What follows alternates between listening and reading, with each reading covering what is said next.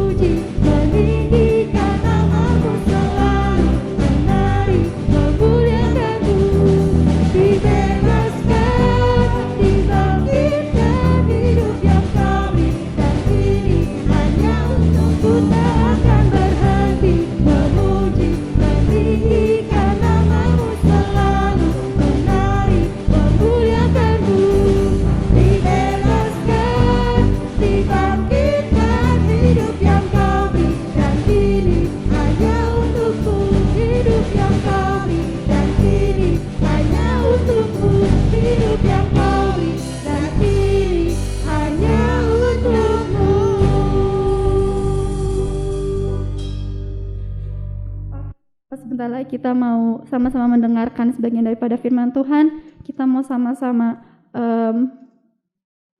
satu dulu sebentar, kita mau sama-sama mengenang lagi, merenungkan kasih-Nya Tuhan yang setiap hari itu selalu ada buat kita. Dia satu-satunya pribadi yang kita bisa andalkan, cuma Dia doang. Kita akan angkat pujian satu-satunya yang kuandalkan.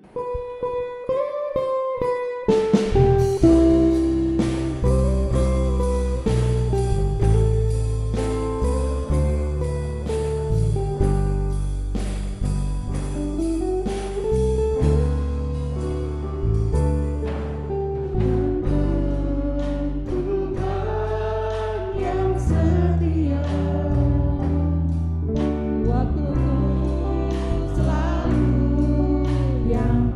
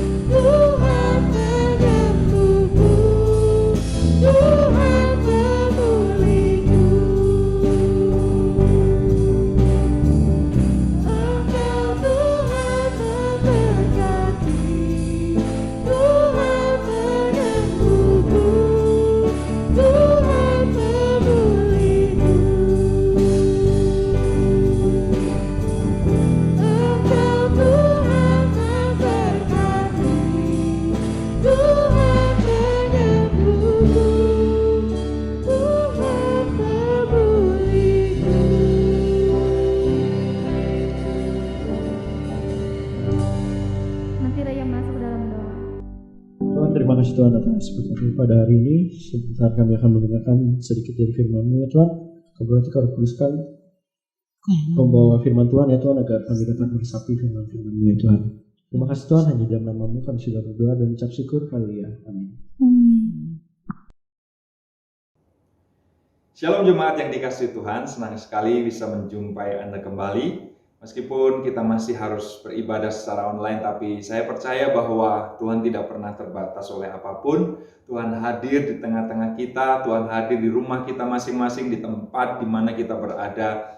Dia pasti akan menyatakan kebenarannya bagi setiap kita ketika kita membuka hati kita untuk firman-Nya.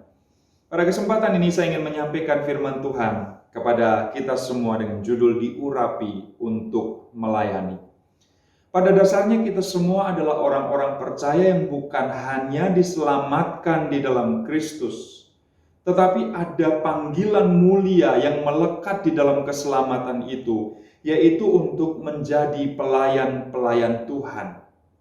Kalau saya berbicara tentang melayani atau pelayan Tuhan atau hamba Tuhan, saya tidak sedang berkata tentang profesi. Saya tidak sedang berkata tentang orang-orang tertentu, kelompok orang-orang tertentu saja. Tetapi pada dasarnya setiap kita adalah pelayannya. Setiap kita adalah hambanya. Dan dengan demikian sebagai hamba, sebagai pelayan, kita semua adalah orang-orang yang melayani Dia. Karena itu kita diurapi, diberi wewenang, diberi otoritas untuk melayani. Saudara, kita mau belajar dari Roma pasal 12 untuk menggali lebih jauh tentang apa yang Tuhan maksudkan tentang pelayanan ini di dalam kehidupan kita. Saudara, kitab Roma dibagi ke dalam dua bagian utama, dua bagian besar yang secara sederhana kita bisa pahami demikian. Pasal 1 sampai dengan pasal yang ke-11 adalah bagian yang menjelaskan, menekankan atau menegaskan tentang apa yang Tuhan kerjakan buat kita.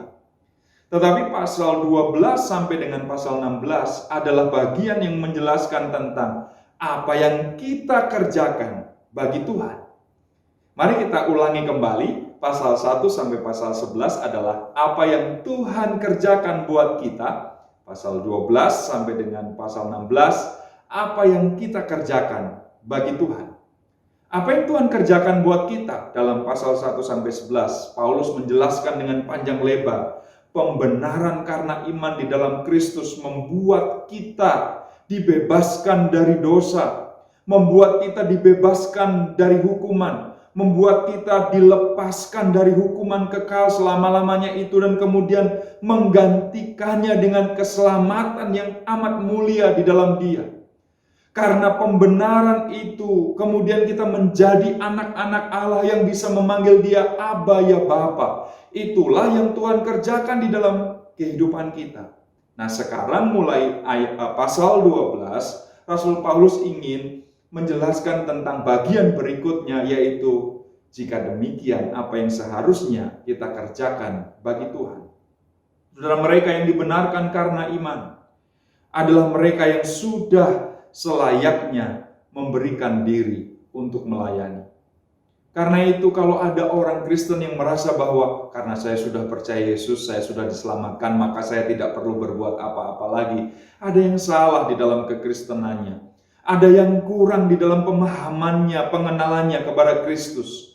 Karena orang yang benar-benar merasakan pembenaran karena iman, merasakan anugerah Allah, kasih karunia yang besar di dalam kehidupannya, tidak mungkin dia hanya berdiam diri. Dia pasti akan melakukan ini, memberikan dirinya untuk Tuhan, memberikan dirinya sebagai persembahan yang hidup, yang kudus, dan yang berkenan kepada Allah. Itulah ibadah yang sejati. Itulah persembahan yang bisa kita berikan kepada Tuhan. Karena itu saudara yang dikasihi Tuhan, mari kita memberikan hidup kita kepada Tuhan untuk melayani Dia. Apapun yang bisa kita kerjakan, apapun yang bisa kita lakukan, semuanya adalah bagian dari pelayanan kita yang terbaik bagi Dia.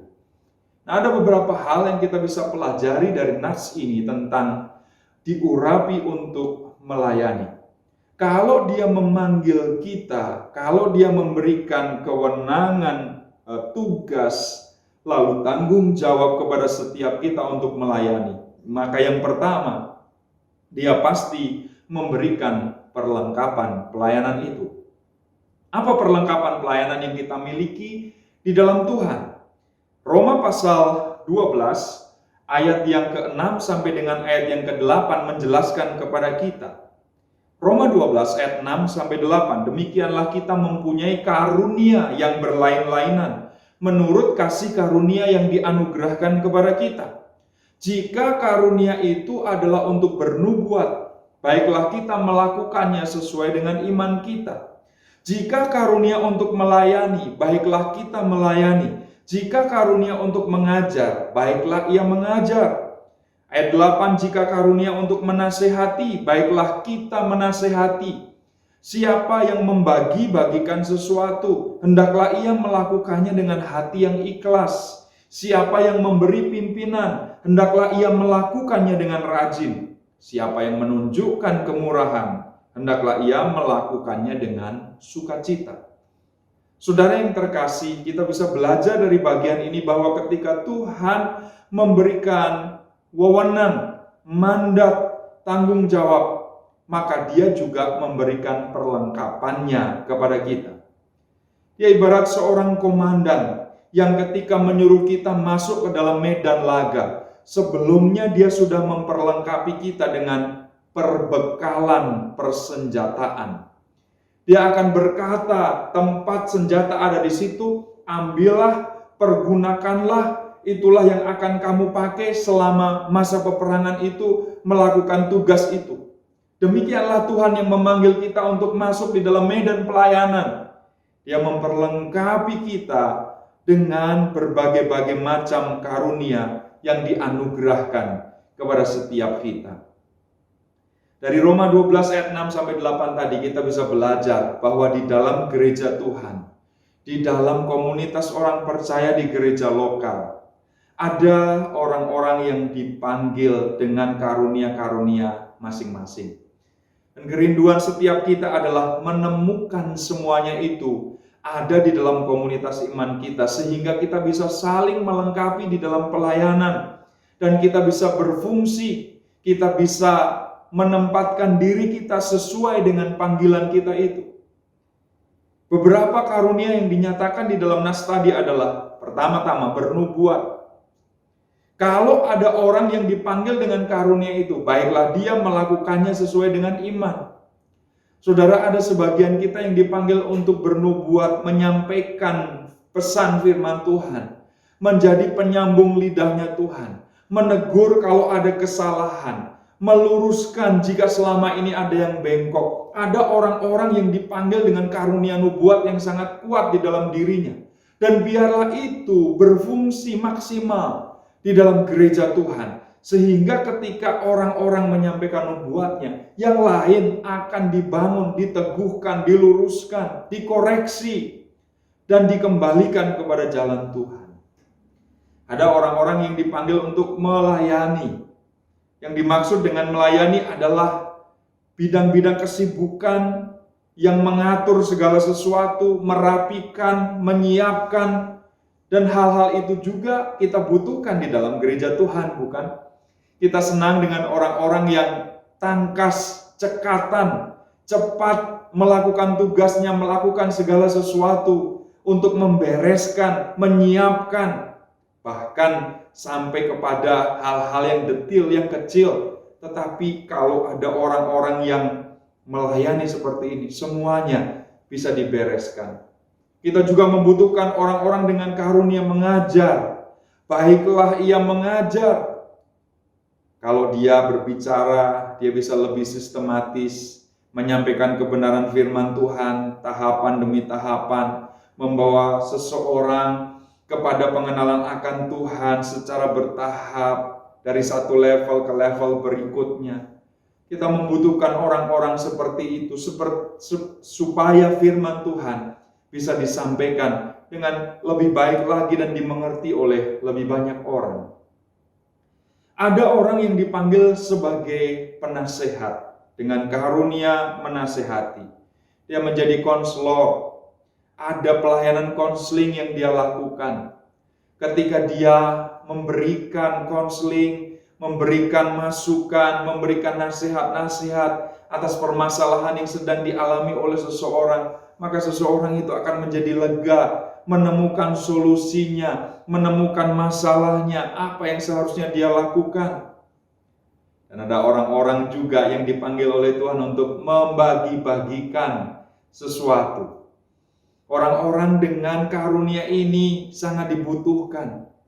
Apalagi dalam situasi pandemi semacam ini, saudara. Orang-orang dengan karunia membagi-bagikan sesuatu ini bisa dipakai oleh Tuhan kemudian untuk bekerja, untuk melayani, menyampaikan pemenuhan-pemenuhan kebutuhan bagi orang lain. Ada orang-orang yang dipanggil untuk menjadi leader, pemimpin. Siapa yang memberi pimpinan, hendaklah ia melakukannya dengan rajin. Tidak setiap kita dipanggil sebagai pemimpin, tapi ada orang-orang yang memiliki kapasitas kepemimpinan di dalam jemaat. Dan ketika orang itu melakukannya dengan rajin, setiap orang pasti akan dibawa kepada visi yang sama yang Tuhan berikan. Dan berikutnya adalah menunjukkan kemurahan.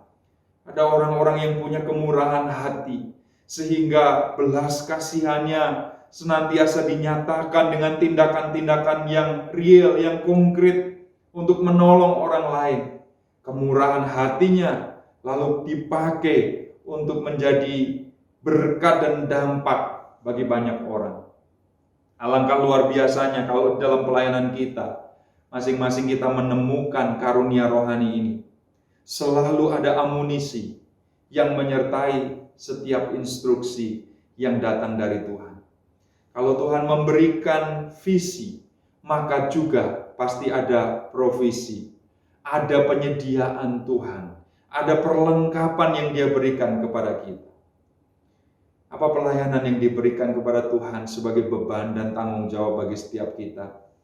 Jangan pernah ragu, jangan pernah takut untuk kemudian melangkah. Jangan pernah khawatir untuk mulai melakukan sesuatu. Karena ketika Tuhan memberikan tugas, Dia bertanggung jawab untuk memberikan kelengkapan-kelengkapan, penyediaan-penyediaan bagi setiap kita. Karunia kita masing-masing berbeda, tetapi jangan pernah lupa bahwa semuanya itu dipakai untuk satu tujuan yang sama. Memuliakan Tuhan, Sang Pemberi karunia dalam kehidupan kekristenan kita. Saudara, yang perlu kita lakukan adalah gali, temukan, dan kemudian kembangkan karunia rohani yang Dia berikan bagi setiap kita. Kita pasti punya karunia-karunia rohani itu. Sebagaimana Tuhan memberikan bakat ketika kita lahir secara jasmani, Tuhan pun akan memberikan karunia-karunia rohani ketika kita dilahir barukan secara rohani. Bagaimana cara menemukan karunia rohani? Kalau kita tidak mulai melakukan hal-hal yang bisa kita lakukan, kita tidak akan pernah ketemu dengan karunia rohani kita. Maka lakukanlah semua hal yang bisa kita kerjakan di dalam pelayanan. Lama-kelamaan Tuhan akan menuntun kita makin mengerucut kepada panggilan kita. Tandanya adalah apa yang kita lakukan dengan sukacita, apa yang kita kerjakan dengan passion, apa yang kita lakukan dengan kesungguhan hati, meskipun tidak ada orang yang menolong kita, meskipun tidak ada yang mengapresiasi kita, meskipun tidak ada yang mengacungkan jempol buat kita. Tapi kalau kita tetap melakukannya dengan sukacita, kalau kita tetap mengerjakannya dengan sepenuh hati, itulah panggilan Tuhan, itulah karunia yang Tuhan berikan kepada setiap kita. Di samping itu kita juga harus minta pendapat orang lain. Jangan sampai kemudian kita kegeeran, saudara, bahwa wah, saya sudah melakukan karunia rohani saya. Padahal orang lain yang melihat apa yang kita lakukan itu sama sekali tidak bisa menikmati apa yang kita lakukan. Kita butuh konfirmasi dari orang lain. Mereka bisa teman kita yang terdekat. Mereka bisa hamba Tuhan yang menjadi otoritas di atas kita. Mereka bisa gembala kita, mereka bisa anggota keluarga kita, suami atau istri kita. Biasanya mereka akan memberikan konfirmasi dalam apa yang kita lakukan. Kalau kamu yang menyampaikan firman Tuhan, saya jadi ngerti loh. Kalau kamu yang menjadi konselor, kalau cerita sama kamu, waduh rasanya plong, masalahku selesai dengan sendirinya. Kayaknya nggak ada sesuatu yang harus dilakukan berikutnya, tapi udah beres aja. Kita punya tanda-tanda, yaitu konfirmasi dari orang lain. Selalu menjadi peka terhadap apa yang menjadi masukan orang lain. Bahkan mungkin orang lain menyampaikan kritik kepada kita. Kita tidak perlu patah semangat, berkecil hati, tapi jadikan itu sebagai sebuah cerminan, sebagai sebuah tanda bahwa panggilan Tuhan Dia nyatakan di dalam kehidupan kita. Kalau kita sudah menggali dan menemukannya, kembangkan. Jangan sampai kita simpan, jangan sampai kita pendam. Tetapi mari kita kembangkan semaksimal mungkin. Seperti mereka yang mendapatkan 2 talenta, 5 talenta. Mengembangkannya menjadi 4 talenta, menjadi 10 talenta. Dan semuanya dikembalikan untuk kemuliaan Tuhan. Karunia rohani apa yang saudara miliki? Gali, temukan, dan kemudian pakailah itu sebagai perlengkapan senjata Allah yang Tuhan berikan untuk melayani. Kalau kita menggunakannya, kalau kita memakainya, kita akan menjadi alat yang efektif. Apa yang bisa kita pelajari berikutnya ketika kita belajar tentang urapan untuk melayani, diurapi untuk melayani? Yang kedua, nas ini mengajarkan kepada kita tentang motivasi pelayanan. Yang pertama tadi perlengkapan pelayanan. Bagian ini juga menjelaskan kepada kita tentang motivasi pelayanan. Roma 12 ayat 11 dan ayat 12. Janganlah hendaknya kerajinanmu kendor, biarlah rohmu menyala-nyala dan layanilah Tuhan. Bersukacitalah dalam pengharapan, sabarlah dalam kesesakan, dan bertekunlah dalam doa.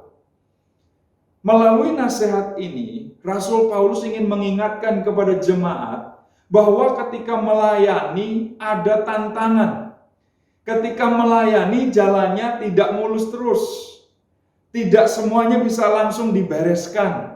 Tidak semuanya akan mendukung. Kadang-kadang ada kerikil, kadang-kadang ada belokan, kadang-kadang ada jalan terjal. Ada jalan menurun, lalu naik lagi. Tidak jalan yang rata seluruhnya. Itulah sebabnya Rasul Paulus ingin menegaskan bahwa kita harus punya motivasi yang benar di dalam pelayanan. Karena kalau tidak, maka kemudian kita bisa saja meninggalkan pelayanan itu di tengah jalan. Paulus menyatakan jangan hendaknya kerajinanmu kendor. Kerajinan kita akan diuji di tengah jalan. Apa yang kita lakukan di dalam pelayanan nanti akan kelihatan sesudah sekian lama kita melakukannya. Kita makin rajin atau sebaliknya, sebagaimana yang diamankan di sini, menjadi kendor, menjadi tidak sesemangat dengan ketika kita mengawalinya. Saudara yang dikasihi Tuhan, Paulus menyatakan biarlah rohmu menyala-nyala. Bagaimana caranya kita bisa menjaga nyala api ini tetap ada di dalam kehidupan kita? Bagaimana supaya kita bisa tetap menjaga semangat spirit, roh yang berapi-api yang menyala-nyala itu untuk melayani Tuhan? Makanya di dalam ayat yang ke-12 dinyatakan bersukacitalah dalam pengharapan. Lalu kemudian sabarlah di dalam kesesakan. Lalu bertekunlah di dalam doa. Bagian-bagian yang akan memelihara motivasi kita di hadapan Tuhan. Pengharapan yang kita kerjakan dengan sukacita. Ketika menghadapi kesesakan kita selalu bersabar. Ketika kita berdoa, kita melakukannya dengan ketekunan. Semuanya berbicara tentang motivasi. Apa yang menggerakkan kita di dalam melayani Tuhan. Saudara, ada banyak motivasi orang terjun di dalam pelayanan, masuk dalam pekerjaan Tuhan, memberikan dirinya menjadi persembahan yang hidup untuk mengerjakan yang terbaik buat Tuhan. Sekali lagi saya tidak sedang berbicara tentang hamba Tuhan sebagai profesi, tapi kehidupan setiap kita untuk melayani Dia. Kalau motivasinya keliru, jika motivasi kita adalah sesuatu yang salah, maka kemudian kita akan menjadi frustasi di dalam pelayanan. Dan bukan tidak mungkin, pada akhirnya kemudian kita menyesal, mengeluh, menggerutu, bersungut-sungut, dan akhirnya mundur di tengah jalan dari pelayanan kita. Bapak, Ibu, dan Saudara yang dikasihi Tuhan, mari kita melihat ada banyak motivasi di dalam pelayanan kita, tapi motivasi kita yang tidak berkenan akan membuat kita frustasi, akan membuat kita putus asa di tengah jalan.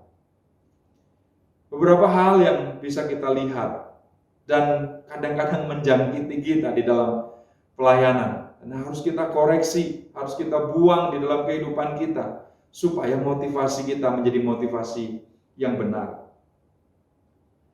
Beberapa motivasi pelayanan ini bisa membuat kita frustasi, saudara. Yang pertama, kalau kita melakukannya demi kebutuhan eksistensi. Saya mau melayani Tuhan supaya saya dilihat orang lain. Saya mau melayani Tuhan supaya nggak kelihatan saya nggak berbuat apa-apa. Kan malu kalau jadi orang Kristen ada di dalam satu gereja tertentu, tapi cuma duduk diam. Ya, saya harus melayani supaya seperti yang lain. Ngumumi, kata orang Jawa, supaya saya juga bisa melakukan seperti yang orang lain lakukan. Tapi kalau yang kita kerjakan dalam pelayanan hanya sekedar ngumumi tadi, hanya supaya lebih umum sama dengan yang lain, eksistensi kita hanya untuk menyatakan kepada orang bahwa saya ada loh, saya juga melayani loh, saudara, kita akan frustasi, kita akan kecewa. Kenapa? Karena orang lain tidak akan selalu mengapresiasi kita. Karena orang lain tidak akan selalu mengacungkan jempolnya kepada kita. Karena penghargaan yang kita harapkan tidak selalu kita dapatkan di dalam pelayanan.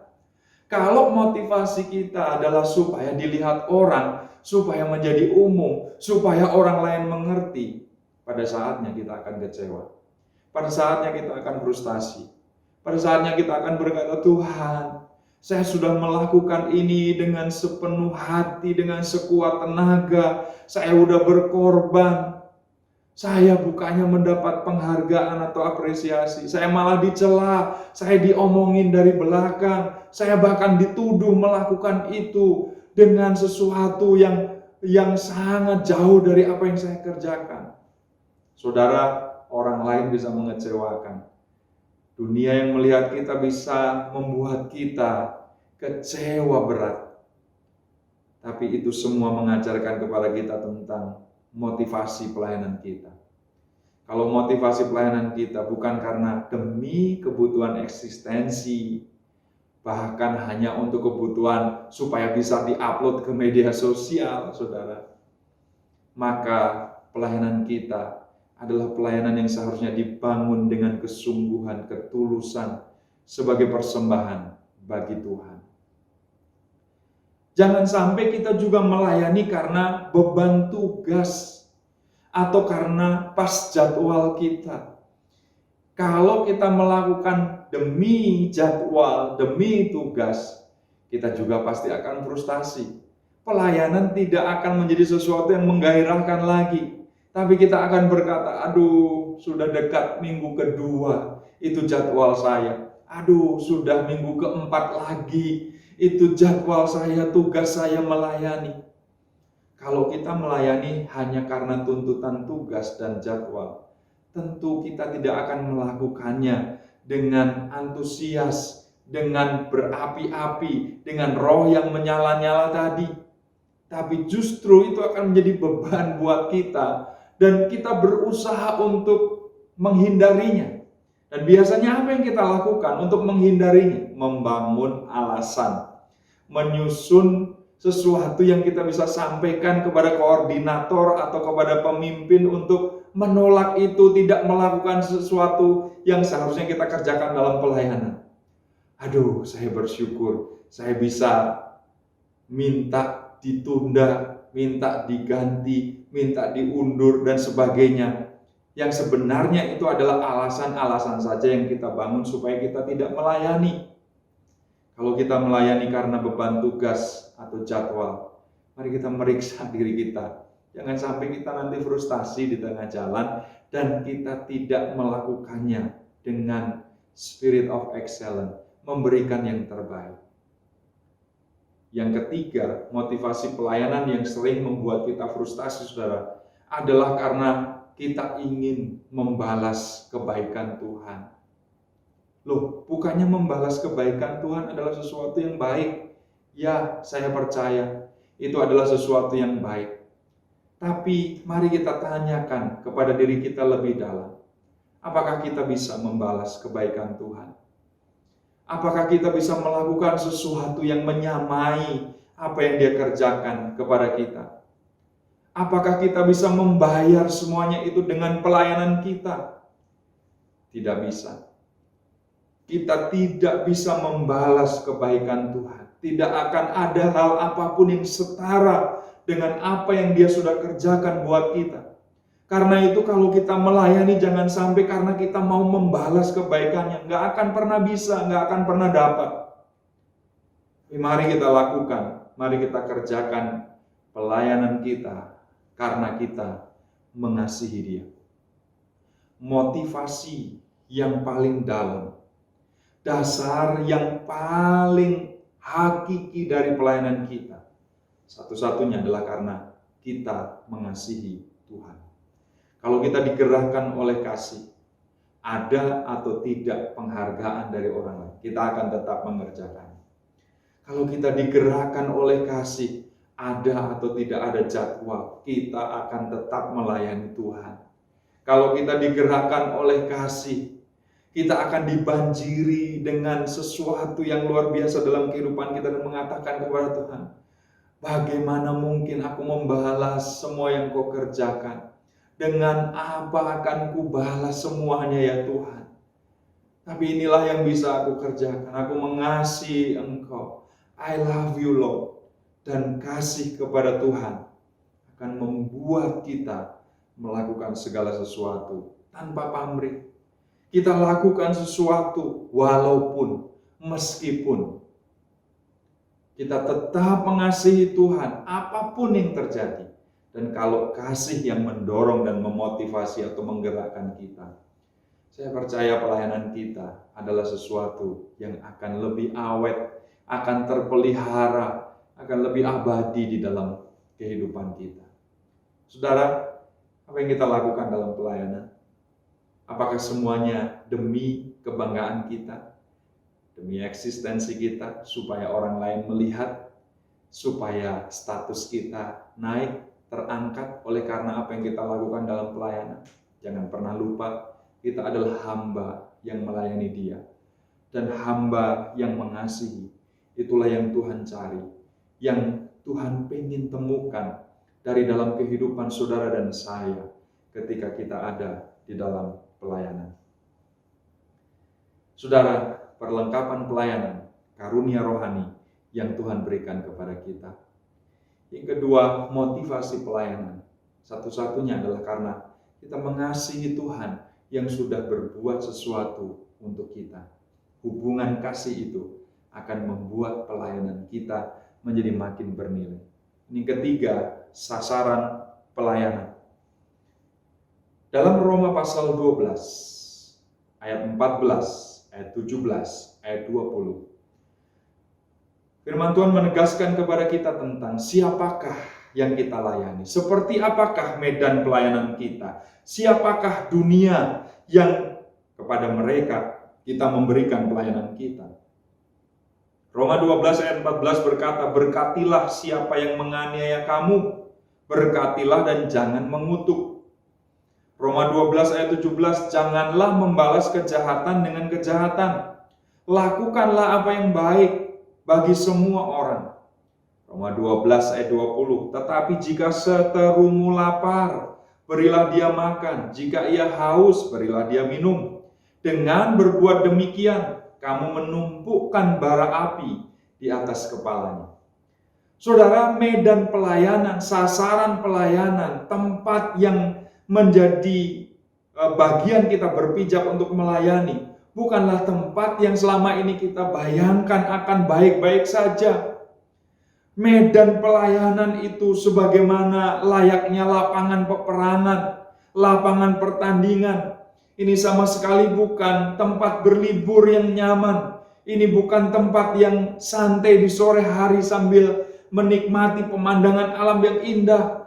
Tetapi ini adalah sebuah medan laga yang membuat kita selalu harus siap dengan segala macam konsekuensi. Termasuk di dalamnya adalah penolakan-penolakan atas apa yang kita lakukan di dalam pelayanan kita. Karena itu firman Tuhan mengingatkan kita, ada orang-orang yang akan menganiaya kita di dalam pelayanan. Berbagai macam bentuknya. Tetapi berkatilah siapa yang menganiaya kamu. Berkatilah dan jangan mengutuk. Ada saatnya ketika kita melayani, ada orang-orang yang berupaya untuk menjegal kita, menjatuhkan kita, ngomong jahat, buruk, jelek tentang kita. Ada kerinduan untuk membalas apa yang mereka lakukan. Kita bilang, awas suatu kali aku akan lakukan hal yang sama, bahkan lebih kejam daripada apa yang kamu lakukan. Tapi firman Tuhan mengingatkan kita, berkatilah siapa yang menganiaya kamu. Berkatilah dan jangan mengutuk. Ucapkan berkat, lepaskan berkat, doakan dia. Dan bahkan ayat 17 berkata, jangan membalas kejahatan dengan kejahatan. Lakukanlah yang baik bagi semua orang. Itulah sebabnya dunia pelayanan bukanlah dunia yang seindah yang kita bayangkan, saudara. Ini adalah tempat di mana kita sering disalah mengerti oleh orang lain. Tempat di mana kita disudutkan, disalah-salahkan, padahal kita sudah melakukan apa yang benar. Tempat di mana kita tidak menyangka, dijegal orang, dijatuhkan, dikritik dengan tajam, diupayakan untuk gagal oleh orang lain. Tetapi firman Tuhan menyatakan, jangan balas kejahatan dengan kejahatan. Lakukan apa yang baik kepada semua orang. Orang bisa melakukan semuanya itu, tapi ketika kita berupaya, berusaha untuk membalas semuanya justru dengan kebaikan, Tuhan sedang bekerja di situ. Bahkan ketika mereka yang melakukan itu adalah seteru kita, sedang mengalami kelaparan, ayat 20, maka firman Tuhan berkata, berilah dia makan. Kalau mereka haus, berilah dia minum. Dengan berbuat demikian, kamu menumpukkan bara api di atas kepalanya. Saudara, dunia pelayanan adalah dunia yang selalu berhadapan dengan tantangan demi tantangan. Ada tantangan internal dari dalam gereja sendiri. Mungkin kita menghadapi perpecahan. Kita menghadapi ketidakcocokan satu dengan yang lain. Atau mungkin kita menghadapi ketidakdewasaan orang-orang yang ada di dalam pelayanan kita. Kita juga menghadapi persoalan-persoalan dengan keuangan. Banyak lagi masalah-masalah internal di dalam pelayanan. Tetapi itulah area pelayanan kita, medan pelayanan kita. Ketika kita dipanggil untuk ada di situ, mari kita hadapi tantangan-tantangan itu dengan kekuatan Tuhan yang memberi kepada kita hikmat. Dengan kekuatan Tuhan yang memberikan kepada kita kuasa untuk menghadapi semuanya, melewati semuanya itu. Belum lagi ketika kita bicara tantangan eksternal, saudara. Hari-hari ini kita sedang berhadapan dengan pandemi, wabah penyakit. Di luar sana ada banyak persoalan yang kemudian menjadi deretan atau rentetan masalah pengikutnya. Ada masalah ekonomi, ada masalah sosial, ada masalah keamanan. Semuanya menjadi tantangan-tantangan di dalam pelayanan kita. Belum lagi ada radikalisme, moral yang sangat merosot, dipertontonkan oleh dunia ini. Dan menjadi tantangan sendiri dalam pelayanan kita. Melindungi keluarga kita, melindungi umat Tuhan. Ada juga serangan-serangan dari ajaran-ajaran palsu, ajaran-ajaran sesat, dan banyak hal yang lain yang harus kita hadapi. itulah tempat kita melayani, itulah medan pelayanan kita, penuh dengan tantangan. Tuhan sudah memperingatkan kita sejak awal. Karena itu, keep the spirit, tetaplah jaga roh yang menyala-nyala untuk melayani Tuhan. Firman Tuhan tadi berkata, biarlah rohmu menyala-nyala. Jangan kerajinanmu kendor. Layanilah Tuhan. Firman Tuhan tidak berkata, layanilah Tuhan dulu, baru kemudian rohnya menyala, kerajinannya tidak kendor. Kita harus membangun dulu kerajinan, jangan sampai kendor, jangan kasih kendor. Rohnya harus menyala-nyala, baru kemudian kita melayani Tuhan. Semuanya tidak terjadi secara otomatis, ini bukan sesuatu yang jatuh dari langit, langsung jadi. Kita ada dalam proses pembentukan di dalam pelayanan itu, saudara. Dan setiap kita dipanggil ke medan pelayanan yang sama. Dimanapun Tuhan menempatkan kita di dalam gereja lokal. Supaya kita bersemangat, berapi-api, menyala-nyala untuk melayani Tuhan. Saudara, mari kita mengingat ada urapan di dalam kehidupan setiap saudara untuk melayani Dia. Ada karunia-karunia rohani yang Tuhan berikan. Ada semangat sukacita, ada motivasi yang seharusnya kita perbaiki, kita luruskan. Dan ada medan peperangan, wilayah pelayanan yang harus kita ingat sebagai tantangan-tantangan yang harus kita hadapi. Saya percaya firman Tuhan akan menjadi kekuatan bagi setiap kita untuk maju di dalam pelayanan. Selamat melayani, mari kita responi firman Tuhan dengan berdoa. Bapa Surgawi, terima kasih karena kami bukan saja dipanggil untuk diselamatkan, ditebus, dan menikmati kehidupan yang kekal. Tetapi sementara kami menunggu penggenapan seluruhnya, kami sedang dilatih di dunia ini untuk memberikan yang terbaik bagi Tuhan, melayani Tuhan. Kalau Tuhan sudah memberikan yang terbaik buat kami juga mau memberikan yang terbaik yang kami bisa lakukan untuk Tuhan. Ini hidup kami, pakailah kami menjadi alat-Mu, menjadi berkat bagi lebih banyak orang. Teguhkan firman-Mu, meteraikanlah, hanya di dalam nama Tuhan Yesus kami berdoa dan bersyukur. Amin. Kiranya Tuhan memberkati saudara sekalian. Sampai berjumpa. Tuhan memberkati. Puji nama Tuhan, jemaat Tuhan yang dikasihi oleh Tuhan. Kita akan akhiri ibadah kita, namun sebelumnya untuk jadwal dan juga para petugas, boleh Bapak Ibu Saudara lihat di ewarta kita. Mari kita akan bersyukur untuk berkat Tuhan yang sudah kita nikmati sepanjang ibadah kita. Haleluya. Kami kembalikan ucapan syukur kami hanya kepada-Mu Tuhan.